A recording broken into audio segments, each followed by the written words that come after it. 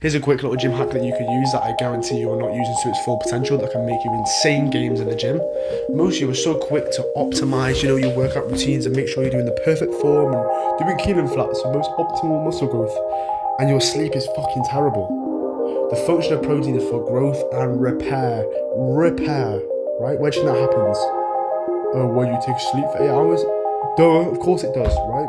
You need to understand this, right? When you're growing muscle, you don't actually grow muscle in the gym. You've heard this a million times. You grow muscle when you rest and recover. So why aren't you sleeping well? It makes no fucking sense, bro. You're quick to get the caffeine in and your muscle protein synthesis and eat 5-6 meals a day and you're sleeping at like 2 a.m. every night for 5 hours and getting up again. It makes no sense. Start prioritizing your sleep. Start understanding that your sleep is very important. I'll give you one quick tip. This isn't just me saying, oh, you sleep better, bro, because that's so vague. You don't really understand. Like, every time someone used to tell me, sleep better, I'd be like, yeah, I'm sleeping. But when I thought my sleep was great, and you don't understand how good your sleep can be until you improve it, and I'm going to help you improve it right now. Sleep and wake up at the same time every single day. They say, I read a book about sleep, right, by Matthew Walker, this famous guy, like, he literally researches sleep for a living. He's like the #1 doctor in the world about sleep or whatever.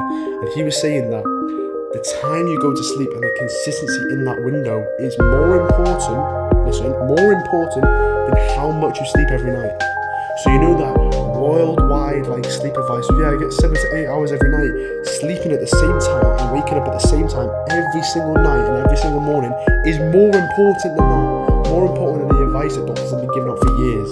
So take it seriously. And he said that if you can keep it in the same half an hour window, that's when it's most optimal. Not 45 minutes, not an hour. You think you sleep pretty consistently if you went to bed at 10 most nights and 11 one night. You're like, oh, is what it is. No, that's an hour window. You want to reduce that to half an hour. So that means if you say you go to bed at 10 p.m. every single night, the earliest you go to bed is 9:45, and the latest you go to bed is 10:15. That half an hour window is all you've got. So you need to get very, very good and build up the skill of trying to get to sleep at the same time every single night. And the one tip that I've got for this is make sure you have a night routine that segues into this time that you're ready to fall asleep every single night. So when I was trying to go to sleep at 10 p.m. every single night, I didn't really know how. Sometimes I'd be tired, sometimes I wouldn't. You understand, right? Like sometimes you're just not tired, or sometimes you're tired really, really early. If you initiate a night routine at, say, if you're trying to go to bed at 10, at 9 p.m.